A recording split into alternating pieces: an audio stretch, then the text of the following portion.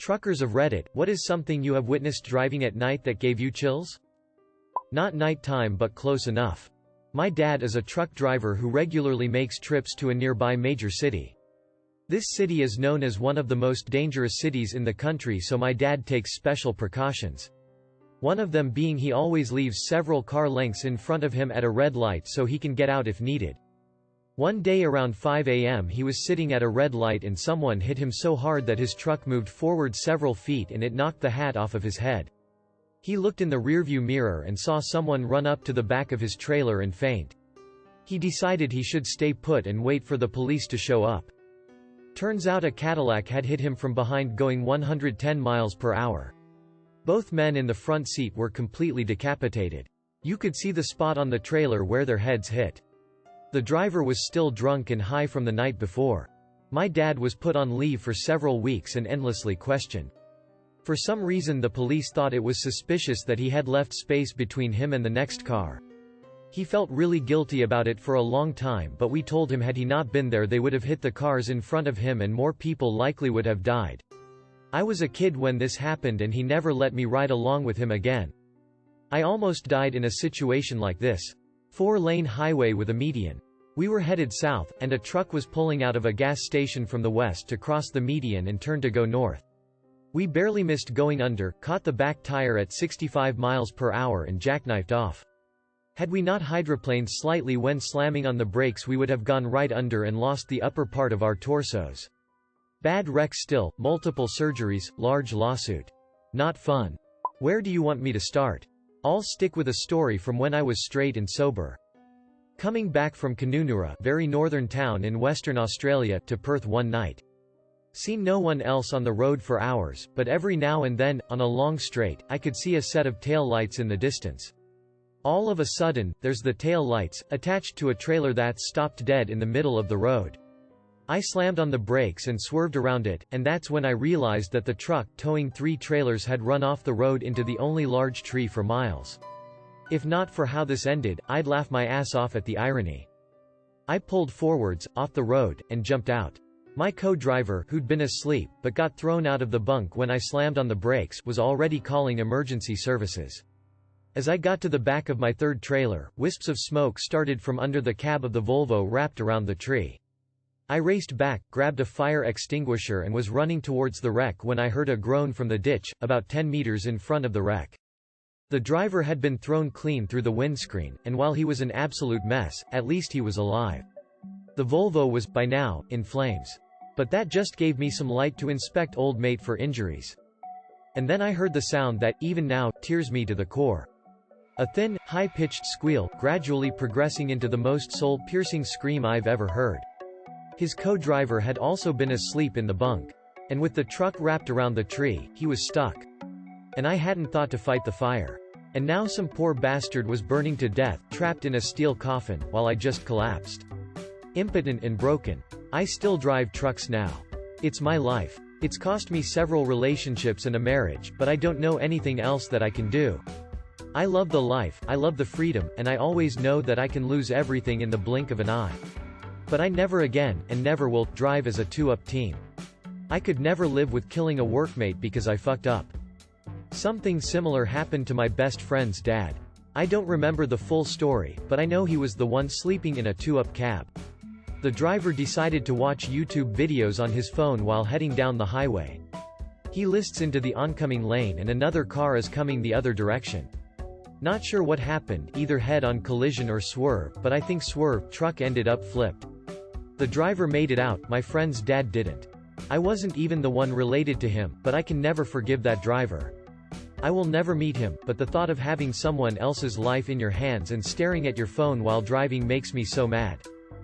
Obligatory not a trucker, but I work as a customer service rep for a trucking company in Omaha. 2 stories that come to mind. Both are quite serious. The first one happened about a year or 2 before I started.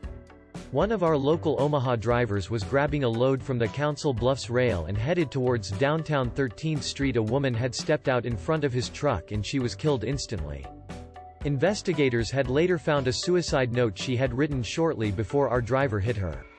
The driver was a new guy and he quit immediately after the accident. This one happened shortly after I started working there. We dispatch local and OTR drivers, and one evening, just before shutting down for the day, we start getting multiple calls from people in the California area headed west.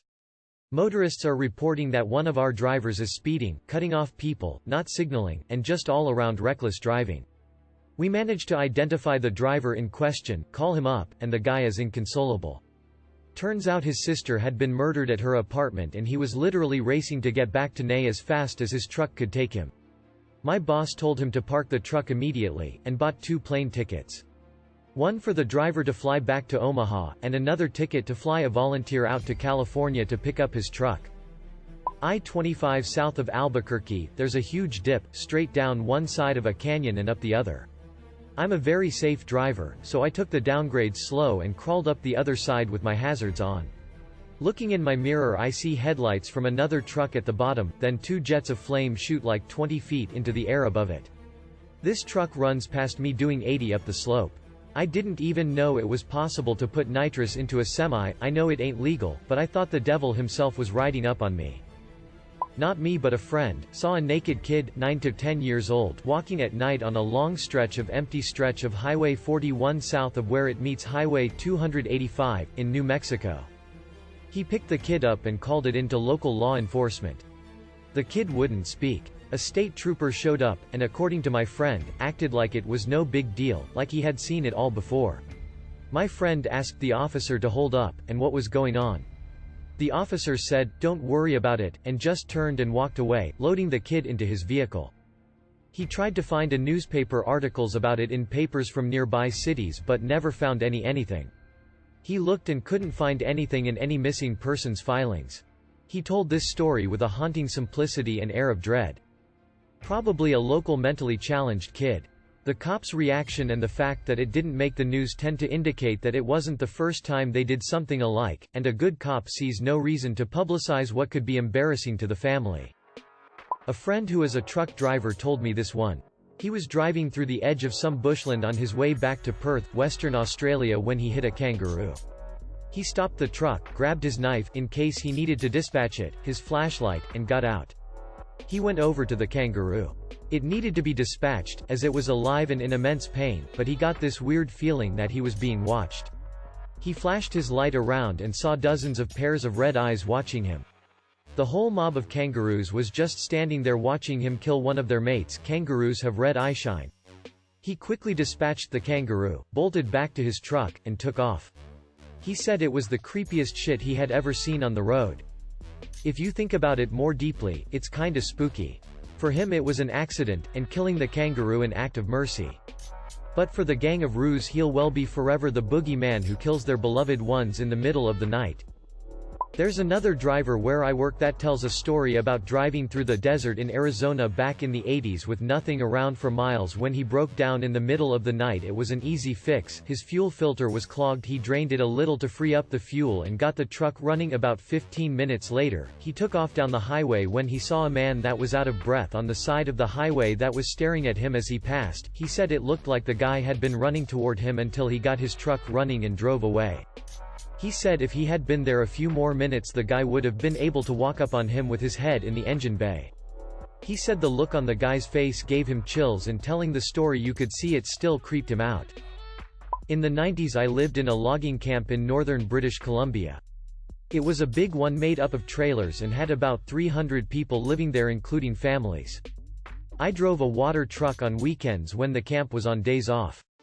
When driving on logging roads, you radio your kilometer markings with the name of the road to avoid collisions. Empty on Windfall 10 to say you were 10 clicks on the Windfall Road heading away from camp, and loaded on Windfall 10 to say you were coming back. Anyways, being a weekend, I didn't expect anyone to be hanging around except a skeleton crew. I had no idea that there was a kid's birthday party up on the top end of the Windfall Road. It's beautiful up there with a clear landing and a pond, so why not? The family hired 2 clowns from a nearby town for the kids. Apparently the clowns wrapped up their show and were heading back to camp, but they were not using the radio.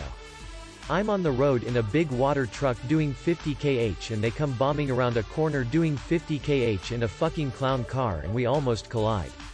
I blasted the horn as this car with a plastic star on its roof goes whipping by with two screaming clowns inside, and I could just not figure out what the fuck had just happened.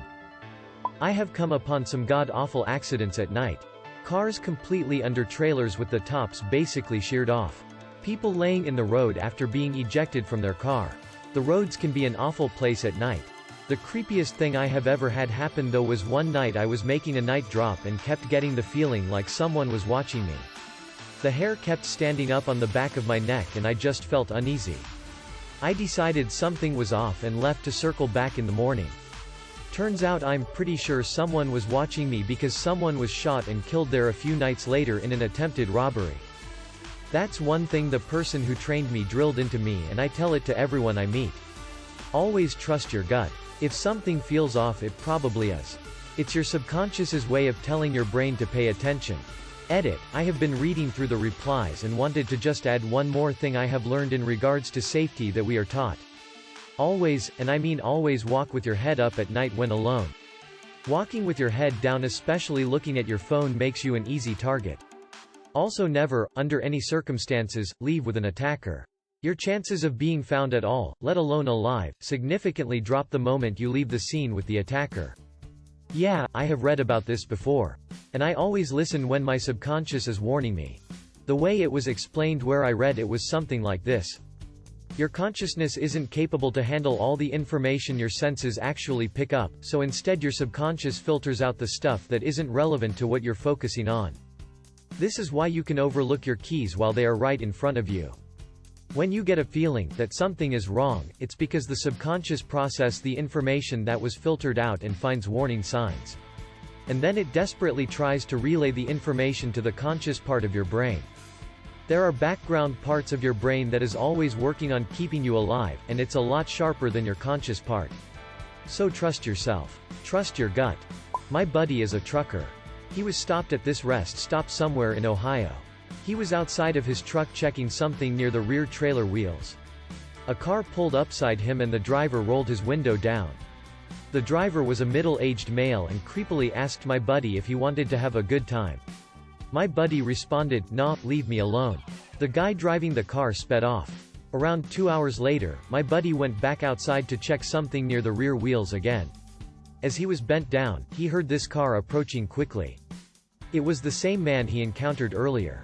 The man attempted to hit my friend with his car, at probably 25 miles per hour, but was unsuccessful as my friend jumped under the trailer. The driver of the car stopped about 30 feet from the trailer and put his car in reverse. As he began to back up, my buddy grabbed his tire iron and threw it at the car. The tire iron smashed through the rear window of the car. The driver sped off immediately. My buddy didn't get a plate number or great description of the vehicle or guy as it all happened at night. He was upset that he lost his tire iron though. This is a story my dad told me. He was a long-haul trucker for about 15 years, and currently shorter runs in the tri-state area. He and his older brother were tag team truck drivers back in the early 2000s when timings weren't as closely regulated. They drove 2 trucks, and would switch out when their time driving was up, to hit deadlines faster. One night, as they were driving through Arkansas, I believe, my uncle was leading with my dad behind. My father recalls a giant poof of red, much like when you hit a deer in a semi. The pair thought nothing of it until they pulled over for the night. On my uncle's grill was a hand. Naturally they freaked the fuck out and called authorities. The hand was confiscated and it was later discovered to belong to a suicidal man, who had jumped off an overpass and was disintegrated by my uncle's truck. They still made deadline, despite spending a day in jail. They were released when they found the suicide note in the Mont's house. I've posted this before, but the most frightened I have been driving a truck was going over Donner Pass one night on I-80 toward Sacramento. I had stopped in Reno and checked weather reports. It was early May or late April, can't remember now, but there was still a chance of bad road conditions up there. The weather reports called for light snow flurries and the CA site said chain laws were not in effect, so I went on my way. I got up to the top and suddenly the sky just dumped a blizzard. It was almost total whiteout conditions and I was past the chain up areas and the rest areas with no real safe place to stop. I could just barely make out the tracks of the truck ahead of me and I slowly followed those, praying that he did not run off the road. The worst thing about it, the wind was blowing, making the snow swirl violently in my vision. That caused me to experience this weird vertigo. I have only experienced like that one time. I began to feel like my body was losing which way was up. Fortunately, it did not last very long. I got down to a lower elevation and it suddenly became heavy rain. I was never so happy to see a rainstorm on a mountain that I can remember.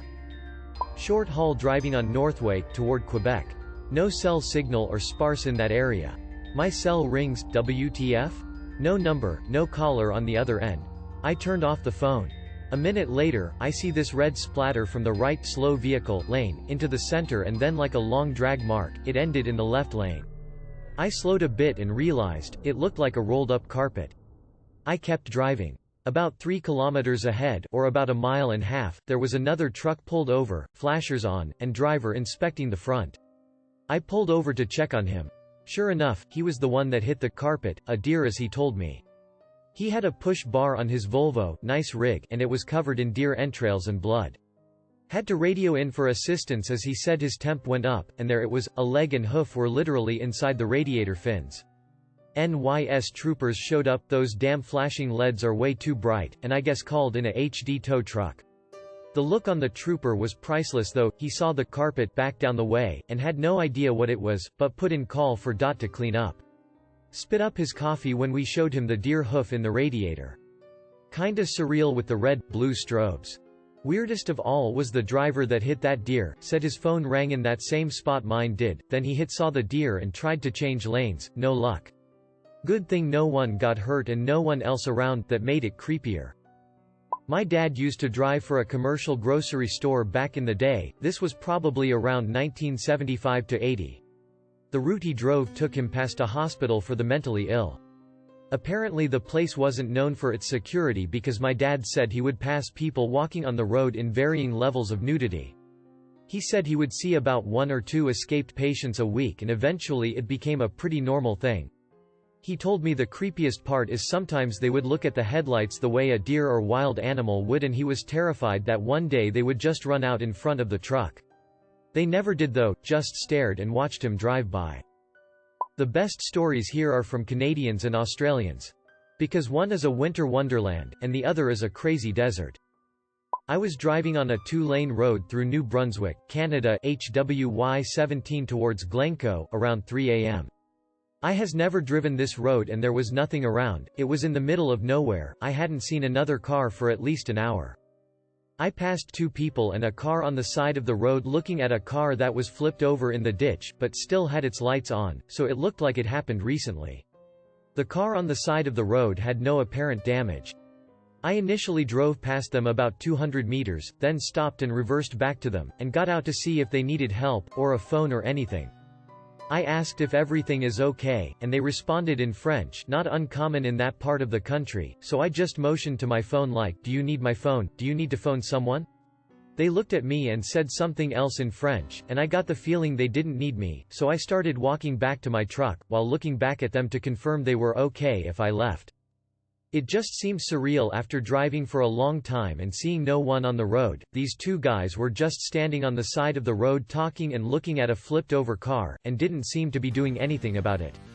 Also, later that same morning, around 7 a.m., I passed a car that had just hit a moose waiting for paramedics. For the person, the moose was dead, I could see the moose's heart on the road still. The scariest thing that has ever happened to me. About 10 years ago I ran out at night to a 7-Eleven to get a pack of smokes. There was a 7-Eleven right outside of my subdivision. I'm standing in line and a huge dude gets in line behind me. No big deal. I'm not a small woman myself. I'm about 5'10" and, at the time, was almost 300 pounds. But this dude was substantially larger. I'd say about 6'5". Close to 400 pounds. He complimented my necklace. And I just got the creepiest vibe from him. And I never ignore creepy vibes. I know better. I said thank you, got my smokes and got in my car. As soon as I'm pulling away, he's getting into his truck and starts it. I pull out of the parking lot left. So does he. I pull a right turn into my subdivision. So does he. I go up the 2 more streets and go to pull a right onto my street. So does he. At this point I'm pretty freaked out. So instead of parking outside of my house, I just keep driving around my neighborhood. He followed me around for 20 minutes. Taking every single turn I did. I was just about to call the cops or my dad or someone, when he gave up and turned down a street that takes you out of my subdivision. Stay alert, folks.